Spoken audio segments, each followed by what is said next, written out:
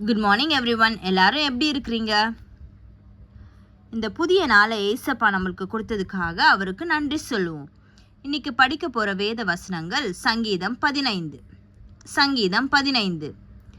கர்த்தாவே, யார் உம்முடைய கூடாரத்தில் தங்குவான்? யார் உம்முடைய பரிசுத்த பர்வதத்தில் வாசம் பண்ணுவான்?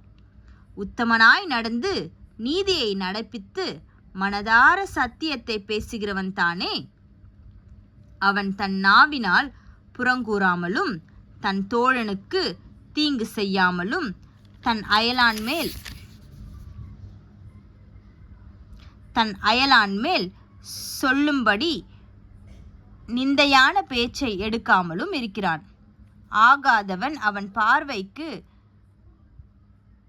தீர்ப்பானவன். கர்த்தருக்கு பயந்தவர்களையோ கனம் பண்ணுகிறான்.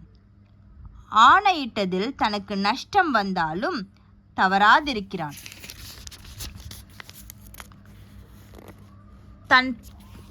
தன் பணத்தை வட்டிக்கு கொடாமலும் குற்றமில்லாதவனுக்கு விரோதமாய் பரிதானம் வாங்காமலும் இருக்கிறான். இப்படி செய்கிறவன் என்றென்றைக்கும் அசைக்கப்படுவதில்லை. சங்கீதம் 15. Thank you so much. Have a good day.